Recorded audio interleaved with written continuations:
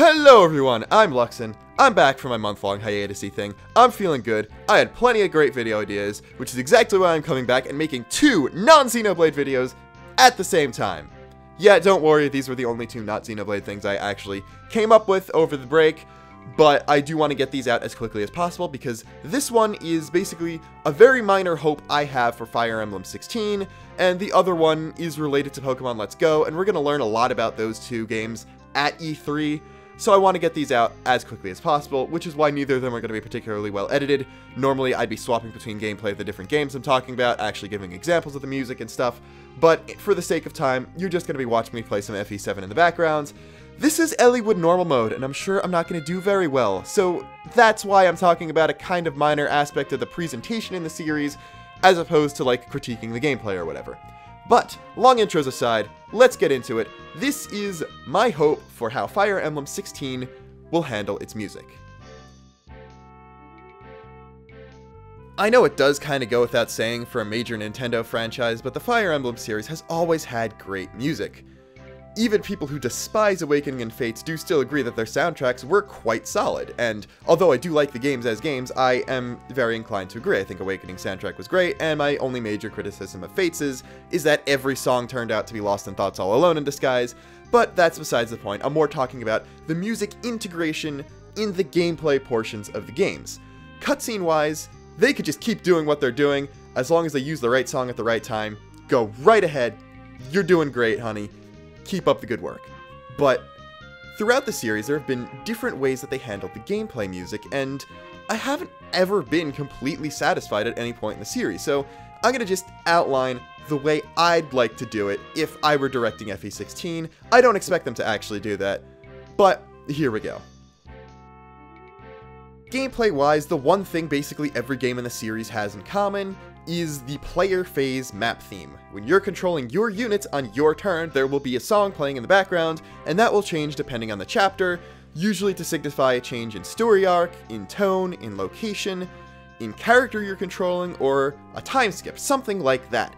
That's good. That is the exact same principle as a different area in a game, like, say, swapping between the cave and the mountain in a more traditional JRPG would have a different theme. You're going to want different music in the background to signify something different going on. That's good. I don't want them to change anything with the way that they're doing the player phase map themes.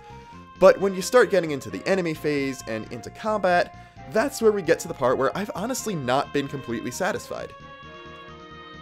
When it comes to the way battle themes work, there's two schools of thought. There's the pre-Awakening route and then the Awakening and Fates route, with Echoes, of course, being a remake of Gaiden, goes back to the exact same way Gaiden did things. The pre-Awakening route is, when you enter combat, it will swap to a battle theme for the duration of combat, assuming you have animations on. That will play over the two units fighting, over the healing, or whatever, and then it will swap back to the map theme, picking up where it left off once you leave the combat. The Awakening and Fates route is, when you enter combat, the music will swell into a more intense, battle theme-esque version of the map theme, and that will play while the two units are fighting, and then it will fade back out into the usually more mellow map theme once the combat is over.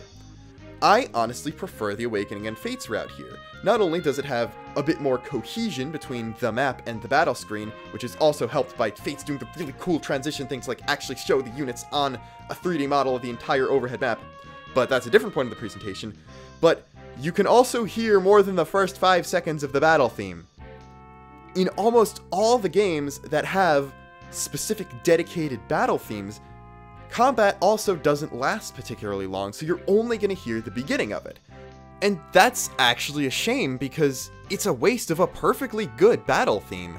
Like, a lot of them have full, like, 1.5 2-minute lengths to them, that you'll never really get to hear, because the only time a round of combat will go for more than 10 seconds with the battle theme still playing is if one of your units level up, and even then, you're not going to reach the end of the song regardless of what you do. So, it's a waste of a perfectly good battle theme, sure, but it's also a waste of composing time, effectively, that could be gone to making another track that you can actually hear just as good as that battle theme was. Now, you could just have, oh, every different round of combat you just pick up in the battle theme where you left off, like you're doing for the map theme, just swap back and forth between the two of them, but as far as I can tell, no game has actually implemented that fix. And while, yeah, that is a perfectly valid solution to the problem, I honestly just prefer the Awakening and Faiths method based on style alone. So I'd prefer that they keep player phase exactly the same as they'd been doing it in Awakening and Faiths, maybe add a bit more fanfare for the swapping between player phase and enemy phase, like something closer to the little thing that the Tellius games had, but that's not major. When we get to enemy phase, it's where it gets a bit different, because there are, again, two schools of thought. The pre-Awakening school of thought would be to actually swap to an enemy phase map theme that would play while all the enemy units are moving around, and that would actually swap into an enemy attacks you battle theme whenever one of your units gets attacked.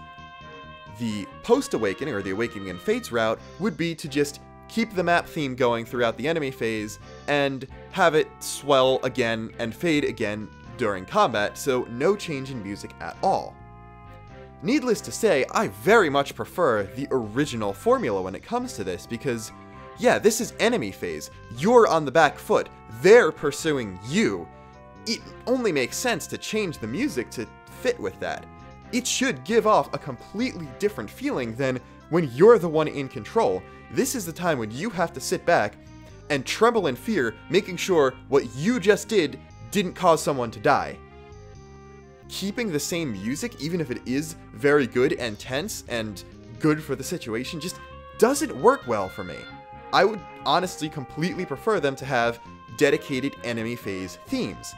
But the enemy attacks you battle themes run into the exact same problem as the player attacking battle themes did in the games that had them.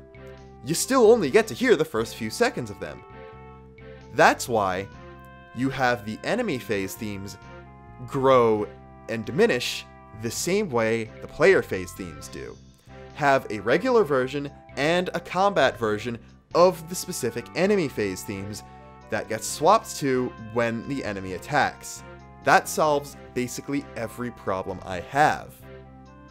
And it also sounds cool. The only problem with that is that a few games only had one enemy phase map theme for most of the game, and then like, oh, super special final chapter one, or the final chapter doesn't change song at all, or something like that. And that would still make things boring if there was only one song for enemy phase throughout almost the entire game. Which is why we'll have to go even further back than the GBA era and reach into FE4 to get a solution for that. In FE4, depending on what the enemy faction you were fighting was, there would be a different enemy map theme for them. And as a matter of fact, there wasn't player phase and enemy phase, there was Sigurd's phase or Celis phase, and then each enemy faction that was on the map at that time would actually get their own phase, and all of the units belonging to that faction would move at once, then they'd pass the turn on to the next faction, going around and around until you get back to the player phase. And guess what? Each of those enemy factions would have their own map music, swapping between them as they swapped between different segments of the enemy phase. As long as you just have one enemy phase map track for each enemy faction you're fighting against, and then a battle theme version of that, you could just do the same thing FE4 did and not have any problem with the enemy phase music getting stale. You'd obviously start off with Bandits, some more of a rough and tumble type generic bad guy theme, something like that, then get into a more tragic sounding thing nearer to the end of the game when you're battling morally gray nobles or whatever, and then just some really oppressive and dark thing when you get to the inevitable dragon or something like that.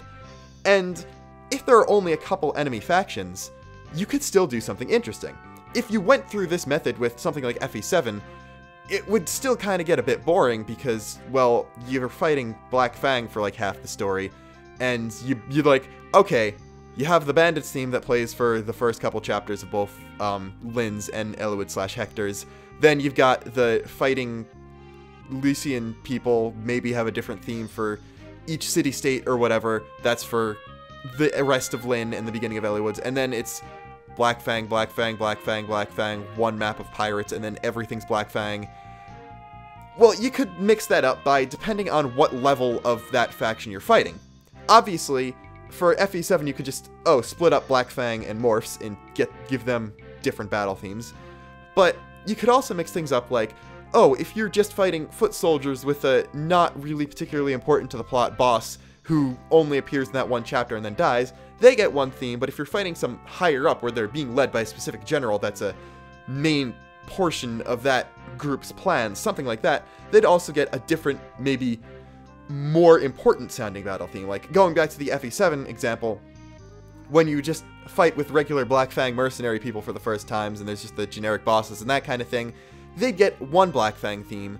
But then when you're going up against, like, Uhai on the Dread Isle, and you're fighting, okay, this is the big force of the Black Fang, led by one of the Four Fangs themselves, that would get a different battle theme to signify, okay, this is Four Fangs-led Black Fang, as opposed to just kind of regular Black Fang soldiers. I don't know. That's just what would be cool for me. Obviously, for ally phases, each potential allied group would have their own map theme and then battle theme, depending on what they're doing. If one of the allied groups is just villagers that you're trying to protect, I don't know what I'd do for their battle theme. Maybe just not have anything to relay like, oh god, these are innocent people that are about to get murdered. Something like that. I'm not 100% sure what I'd do with that, but yeah, that's my thoughts on what I'd like the gameplay music for Fire Emblem 16 to be. If you liked this video, I would tell you to subscribe, but this is going to be like the only Fire Emblem video I make for the foreseeable future. But if you like this video and you also like Xenoblade, then you should subscribe. Also, like I said, there's going to be a video about Pokemon Let's Go and possible connections to the Mystery Dungeon series, also coming out at the exact same time, so go check that out if you decided to subscribe. I got links to social media and stuff in the description, and until next time, this is Luxon, signing off.